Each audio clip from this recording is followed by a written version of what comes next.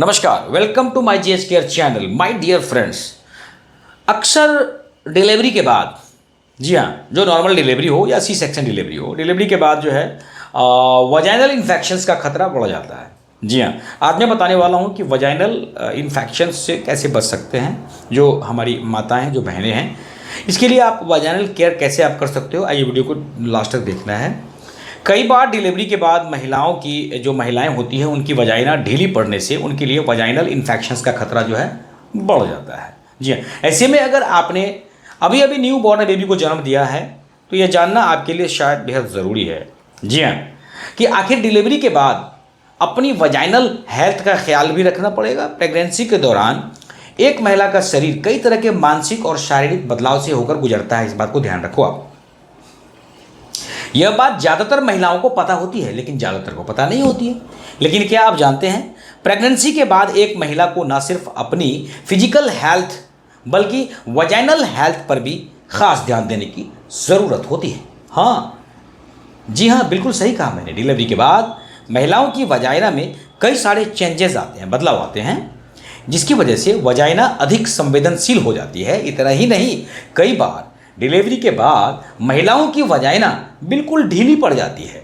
उनके लिए vaginal infections का खतरा बहुत ज़्यादा बढ़ जाता है। ऐसे में क्या करना चाहिए? अगर आपने अभी अभी न्यू बॉर्न बेबी को जन्म दिया है तो आपके लिए जानना ज़रूरी है। जी हाँ, देखो, सबसे पहले तो साफ़ सफाई करनी है। साफ़ सफाई पर ध्यान रखना, वजाइनल हेल्थ का ध्यान रखने के लिए सब साफ़ सफाई। देखो, पोस्ट डिलीवरी की शुरुआती दिनों में महिलाओं को ब्लीडिंग थोड़ी सी हो सकती है, ज़्यादा हो सकती है, जो आमतौर पर 4 से 6 सप्ताह के बाद होती है। इन दौरान महिलाओं को अपनी साफ सफाई का विशेष ध्यान रखना चाहिए, जिसके लिए उसे समय समय पर पैड को चेंज करना चाहिए या फिर योनि की साफ सफाई करना बेहद ज़रूरी होता है।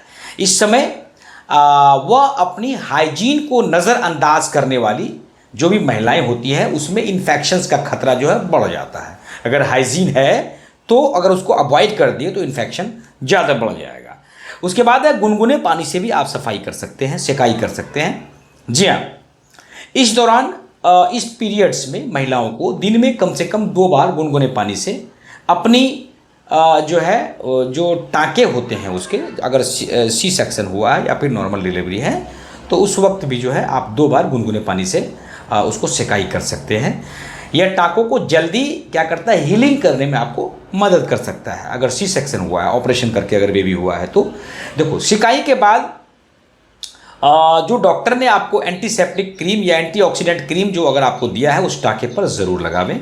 ढीले कपड़े पहनना चाहिए। आमतौर पर टाइट कपड़े स्किन इन्फेक्शंस और एलर्जी की समस्या बढ़ा सकता है। ऐसे में पोस्ट डिलीवरी के समय भी ऐसे ही कपड़े पहनने से, आपको ऐसे कपड़े, टाइट कपड़े पहनने से बचें आप, ठीक है। इस तरह के कपड़े महिलाओं की वजाइनल इन्फेक्शंस को बढ़ा सकता है और उनकी हेल्थ को डैमेज कर सकता है।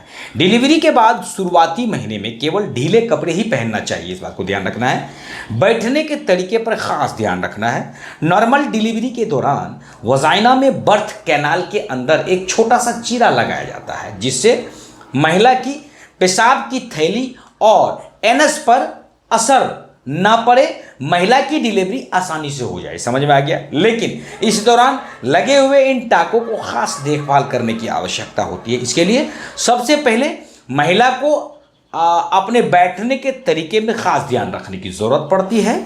जी हाँ, बिल्कुल देना पड़ेगा ध्यान, और आरामदायक गद्दे का प्रयोग करना चाहिए। ध्यान रखें कि गलत तरीके से बैठने से महिला के टाँकों पर दबाव पड़ सकती है और वो पक सकता है, फिर उसमें से जो है लिक्विड निकल सकता है, पस वगैरह निकल सकता है। जी हाँ, यूरिन करने के बाद साफ़ सफाई पर भी ध्यान रखना चाहिए। पेशाब करने के बाद अगर कोई महिला वजाइना साफ़ नहीं करती है तो उसकी वजाइना से बैक्टीरियल ग्रोथ हो जाती है, जिसकी वजह से उसे इन्फेक्शंस होने का खतरा बना रहता है। ऐसे में हर बार यूरिन पास करने के बाद महिला को हल्के गुनगुने पानी से अपने वजाइना को साफ करके मुलायम तौलिए से टैप करते हुए उसे साफ, मतलब सुखाना चाहिए।